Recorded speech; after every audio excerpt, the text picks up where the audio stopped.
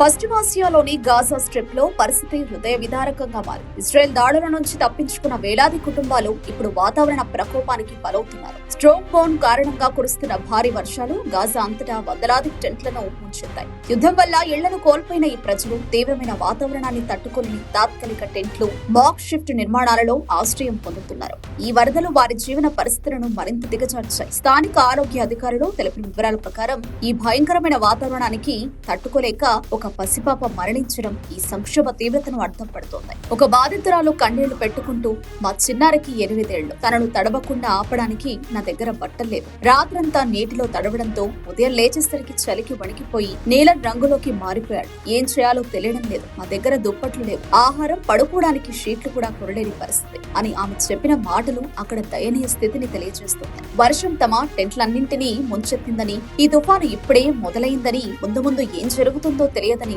బాధితులు ఆవేదన చెందుతున్నారు. పరిస్థితి విషమించడంతో పౌర రక్షణ సిబ్బందికి రాత్రంతా 2500కు పైగా డిస్ట్రెస్ కాల్స్ వచ్చినా కనీసం ఒక్క కాల్ కు కూడా సమాధానం ఇవ్వలేదని బాధితులు కన్నీటి పర్యంతమయ్యారు. ఇప్పటికే తీవ్రమైన విధ్వంసం, ఆకలితో అల్లాడుతున్న తమను రక్షించడానికి ఎవరైనా ముందుకు రావాలని, అంతకు మించి విధ్వంసం జరగకుండా కాపాడాలని ఈ నిరాశ్రయులు వేడుకుంటున్నారు. ఇజ్రాయెల్ దాడుల వల్ల ఇప్పటికీ 20 లక్షల మంది ప్రజలు తమ ఇళ్లను వదిలి ప్రాథమిక ఆశ్రయాలలో నివసిస్తున్నారు. ఈ వర్షాలు వారి జీవితాలను మరింత దుర్భరం చేశాయి.